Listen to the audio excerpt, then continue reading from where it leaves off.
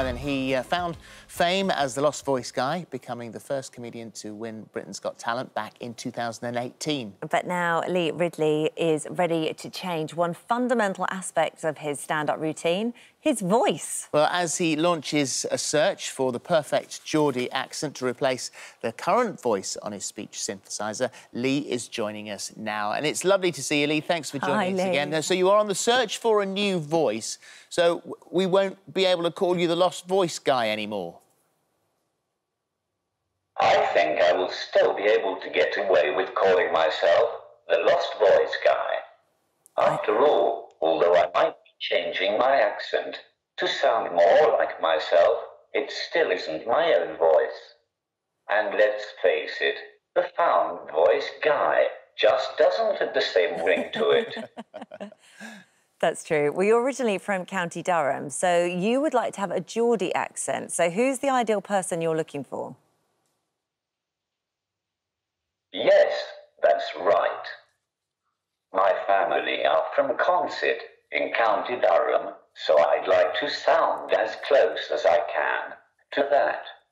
It's simply going to be based on who has the voice that I think suits me the most.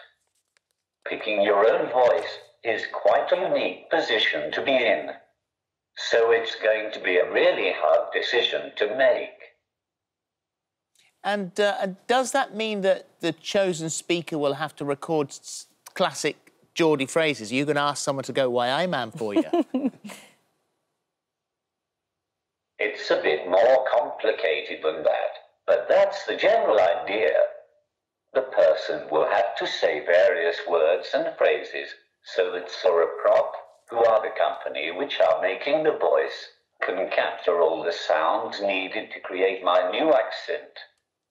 But you nailed that phrase, so maybe you should try out for my new voice yourself. I think Ant and Deccan have something to say about that. It must be weird for your family and friends, though, because they must be so used to your voice as it is now. How do they feel about you changing it?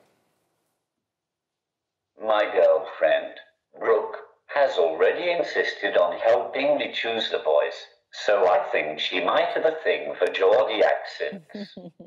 Seriously, though, all my family and friends have been very supportive about it. They realise that it's part of my identity, and they want me to be happy with how I sound. Well, when you first got your speech synthesizer, you decided to go for UK adult male Graham, which you always make a joke about because you said it's like a posh version of Robocop. Are you going to be sad to see Graham go? Definitely. I have had this voice for most of my life, so it's a part of me now. And, of course, everyone recognises it is my own voice, so it's going to be strange to sound different. But I'm sure I can come up with some new jokes about my Geordie accent. I bet. Well, before you settled on a Geordie accent, were there any celebrity voices that you would have liked to use? Some people have suggested using Ant and Dec, which would be fine if I could nick some of their voiceover work. But I think it would be amazing to sound like Brian Blessed. Then I could just go around and shout at people all day. I am blessed.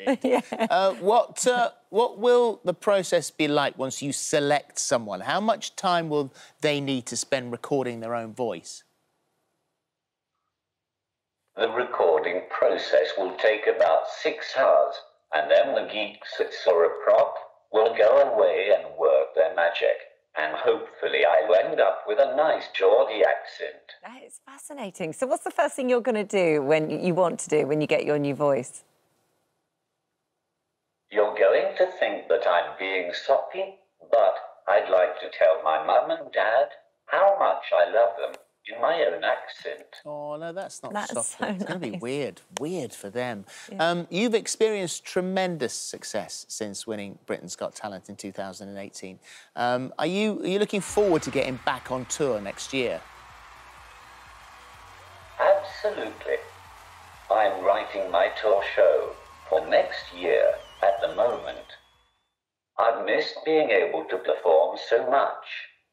I've still had some writing projects during lockdown, but I'm dying to get up there and perform again. I enjoy writing and all the other stuff, but nothing beats that feeling of being on stage, making people laugh. Yeah, I think so many people are looking forward to getting back up there on stage in front of an audience. But also, you wrote your own book back in 2019. There it is, Phil's got it there. It's out now in paperback, but can we expect any more releases from you in the future? That's right.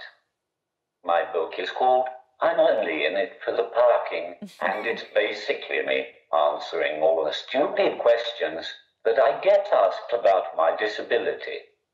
I think the question that I'm sick of being asked the most is definitely, have you ever tried to talk just to see what would happen? As if I had just been lazy all of my life and therefore just couldn't be bothered to talk. Like I was only putting it on to take advantage and jump the queues at Disney World. But I'm still getting stupid questions like that asked on a regular basis, so I'd love to put them all in another book one day. Well, we'd love to read it as well. And the book that we were just talking about then, I'm Only in It for the Parking. There you go, it's in paperback now. And it's lovely to talk to you again, Lee. Oh, always Lee, a pleasure. Good luck with the voice. Can't wait to talk to you when you've got it. Thanks a lot, mate. Take care. See ya. Bye-bye. Bye now. Bye-bye.